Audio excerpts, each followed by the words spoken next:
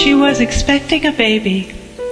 "What are you having?" he wondered, watching the sunset.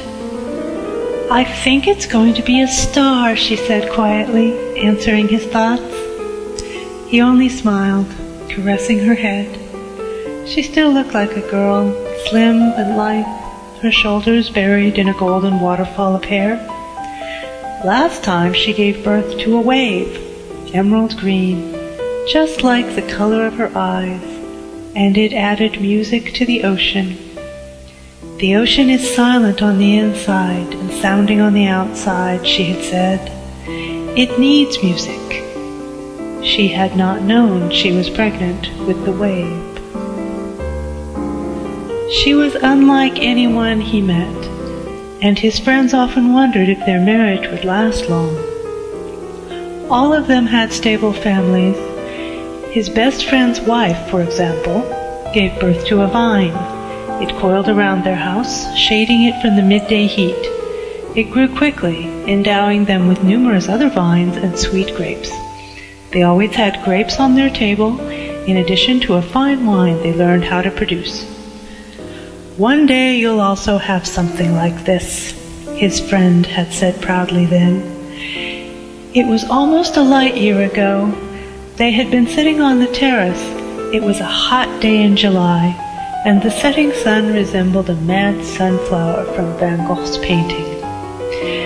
His own wife had smiled shyly, leaning against his shoulder. "Lithia," he had whispered into her ear, letting her know that her name was not a secret to him anymore. Yes, her name was Lithia. It had occurred to him right at that moment, although they had known each other for quite some time. She had shivered and looked straight into his eyes. Their undulating emerald color stunned him. He immediately realized that she was pregnant with something absolutely unique, something none of his friends could have had.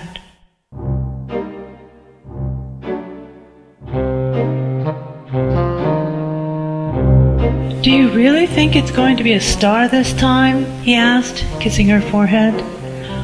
"I'm almost positive." "How do you know that?" "It's a feeling." "What kind of feeling?" "Everything sparkles inside me." "Then it's definitely a star," he said. "Yes, just don't tell your mother. She'll be very disappointed. I can't give you anything tangible," she sighed.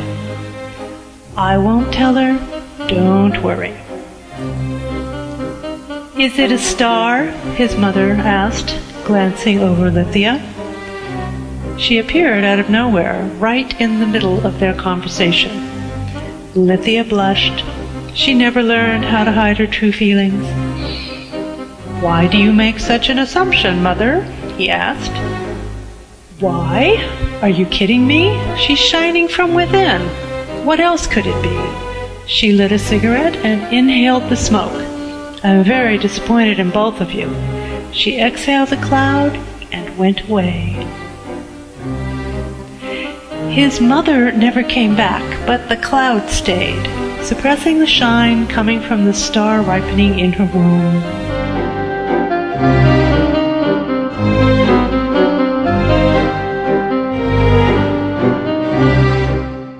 What if it's not a star? Lithia began to doubt, noticing the decrease of the shine. "Of course it is," he tried to console her. "Even my mother said so. Besides, the shine is still there. It's undeniable." "Well, Lola recently gave birth to a 10-carat diamond, you know. She had also shone from within during her pregnancy." "It's Lola, not you, baby. You can't possibly give birth to a diamond. It's not in your genes. Genes matter at this point. Still, and even if it is a diamond, we'll raise it as a star. The role of family is no less important than genes, you know."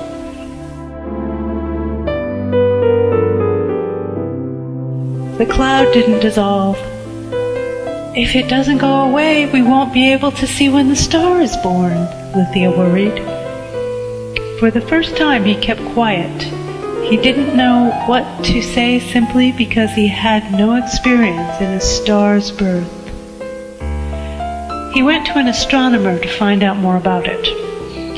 "We're expecting a star," he told him, "but we have a cloud in the house. Can the cloud affect the birth of the star?" "What? Are you serious? Do you really expect a star?" The astronomer put his telescopic glasses on. "Where is she, your wife? Did you bring her for evaluation?" "No, I didn't. I came here without her knowledge. She's been nervous lately about the cloud, and I decided to consult you because I have no one else here to talk to." "You're absolutely right. There's no one here to talk to about the birth of the star but me. Anyway, I must see your wife as soon as possible. Would you take me to her?"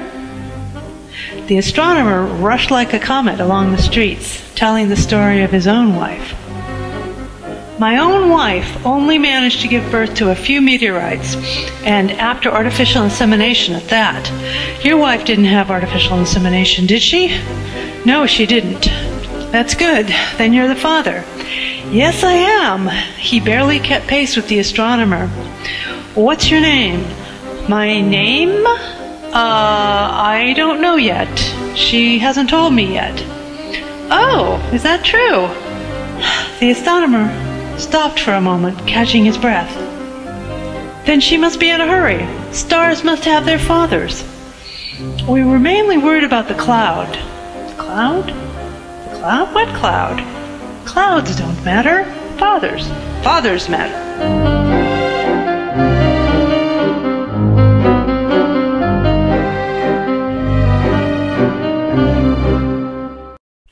She was in bed already when they entered her room. A sphere of stellar rays surrounded her. "Lithia, this is the astronomer. He says the cloud will do no harm." The astronomer adjusted his telescopic eyeglasses. "She's giving birth tonight," he announced, beaming with excitement. "I can see it clearly. We just need the father's name on the star's birth certificate." "Lithia, we need my name on the star's birth certificate," he whispered to her.